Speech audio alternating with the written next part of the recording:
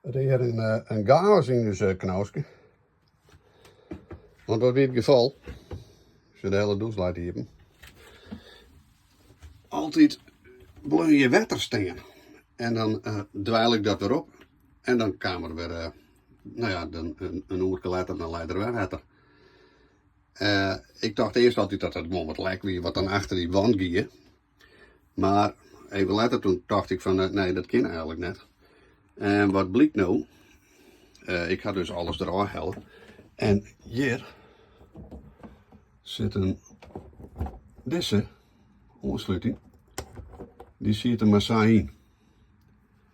Dus als je dan een beetje druk op komt, en die druk is net enorm, ja, maar er zit altijd wel wat druk op, ja, dan lijkt het dus hier uit. En hij moet er dus helemaal in. Nou, dit is in ieder geval oplost. Je kunt ook wel zien, dit is ook wie het nou, dit hout. Dus dat moet even droog hier. En het is dus al een skofje aan de gang.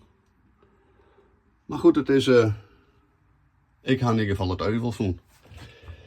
En eerst weer nog even de vraag van hoe krijg ik dit hele geheel eraf. Ja, want ik ga even toch van die kraan die moet eraf, maar die hoeft er dus net af. Die gaat helemaal met die achterwand gaat die naar voren toe.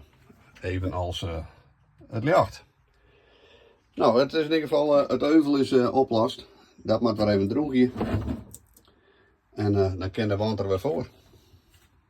Nou, probleem opgelost. Laters. Nou, zo dus. Oplost. Riet toch altijd een beetje lekkerder als alles weer werkend en heel is. Dus mocht nog een probleem hebben, dezelfde probleem met dit. Als je dit filmpje dus even, dan haast dit filmpje zien. Dus wij gaan haast op vakantie en dan zullen we nog wel een paar weken worden, denk ik. Laters.